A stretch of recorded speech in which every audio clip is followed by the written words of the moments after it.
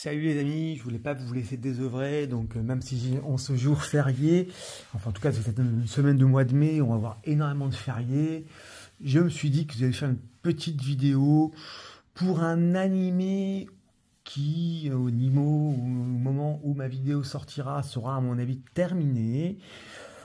Toutefois, je me dis qu'il est peut-être pas mal d'en parler pour une raison très simple, c'est que je pense que ça peut plaire à un certain public et que ça peut parler à un certain public. Et je pense que sur ce coup-là, j'aurais peut-être besoin d'un coup de main de votre part. L'ami dont je parle là, c'est tout simplement Seven Time Loop. Si vous voulez, pour faire un peu plus simple, le titre c'est The Villainess Enjoy a Carefree Life Married to Her Worst Enemy. Bon, pour faire simple, bon, c'est tout simplement, on va rester sur cette loupe, sera plus simple. En fait, c'est l'histoire de Rishi, qui est une prince coincée dans une boucle temporelle, qui finit toujours par son décès au bout de ses 20 ans. Elle a 15 ans, elle finit toujours par son décès au moment de ses fiançailles. Et lors de sa 7e vie, le prince Arnold, qui l'a tué dans une précédente boucle, lui avoue ses sentiments. Et du coup, Rishi se dit, pourquoi pas, est-ce qu'elle pourra briser sa malédiction et mener une vie tranquille.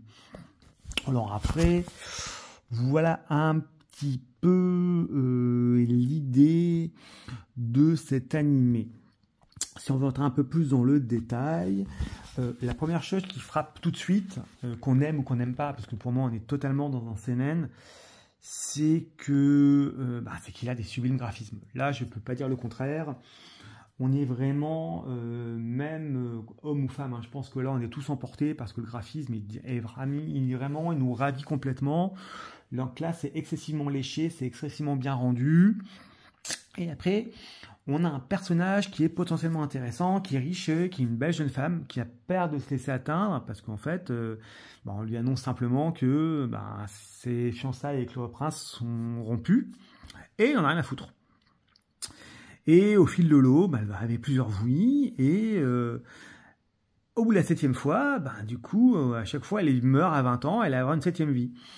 Et il faut savoir qu'elle a eu cette vie très différente, très riche, où elle s'est démenée, elle a évolué, elle a appris, elle ne s'est pas apitoyée sur son sort. Et donc, c'est un homme qui effectivement l'a tué, le prince Arnold, en l'occurrence dans sa vie précédente, lui demande en mariage. Donc, c'est vrai que au départ, c'est surprenant. Et donc, dans cette 7e vie et dernière vie, en tout cas, c'est pour l'instant, elle choisit une vie de prélassement. Elle finit de crapahuter, de travailler du matin au soir. Ah, ça fait rêver quand même de glander aussi. En fait, elle n'en peut plus, elle a donné beaucoup d'efforts. Et là, on peut comprendre qu'elle n'a plus envie de courir dans tous les sens. Elle pense donc choisir un nouveau chemin.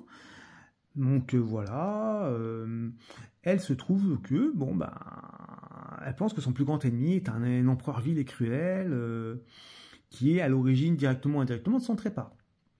Mais en fait, a priori, dans les premiers épisodes, on voit que le jeune homme, les gonzesses diraient qu'il est très très beau, qu'il est BG as fuck, lui fait une proposition très insolite, une demande de mariage. Et donc, voilà, elle va essayer de comprendre pourquoi il est devenu un redoutable empereur, pourquoi, comment elle l'a choisi, pourquoi, qu'est-ce qui s'est passé.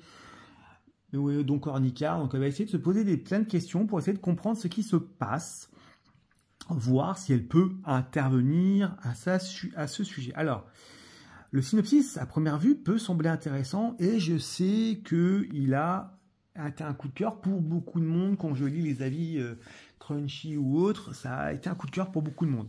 Bon, c'est pas mon cas, c'est pas peine de vous le dire, mais le graphisme sublime, ça je ne peux pas le cacher. Il y a une immersion assez immédiate, il y a une petite touche de mystère. Bon, une femme indépendante et forte, on peut dire que ça peut plaire, c'est l'air du temps. Il y a des liens qui se font. Donc maintenant, voilà un petit peu ce qu'il y a à première vue. Est-ce qu'elle va arrêter la guerre? Pourquoi? Comment? Donc on va rentrer vraiment là-dessus. Donc on est vraiment pas sur un slice of life, mais on est sur quelque chose d'un petit peu, voilà, on va dire calme, en tout cas posé.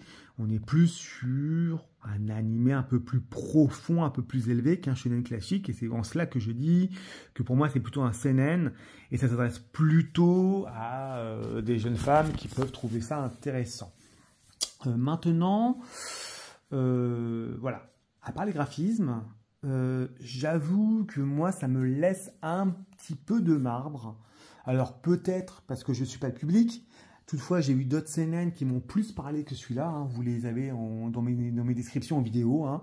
Pour une raison très simple, c'est que même si l'héroïne est forte, bah en fait, j'ai clairement l'impression qu'il se passe vraiment rien, si vous voulez.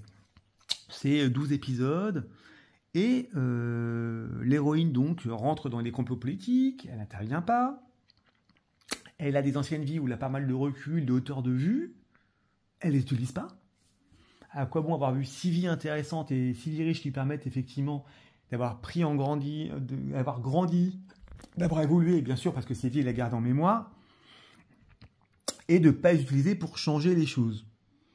Mais pour le coup, j'avoue que sur cet animé, ça me laisse, on va dire, interdit, parce que je ne comprends pas l'intérêt de l'animé, malgré l'ensemble de ces épisodes. Alors, peut-être que le public qui écoute cette vidéo et qui regarde l'animé pourra m'expliquer et me dire quel est l'intérêt de cette démarche, mais j'avoue qu'à mon niveau, pour l'instant, je n'accroche pas. Peut-être qu'il y aura une deuxième saison, si deuxième saison il y a, elle sera un peu plus profonde, un peu plus élaborée, un peu plus avancée, mais pour l'instant, ça me laisse une impression de ni fait ni à faire, en fait. Donc, à vous de me dire ce que vous en avez pensé, qu'est-ce que vous en avez pensé, pourquoi, comment.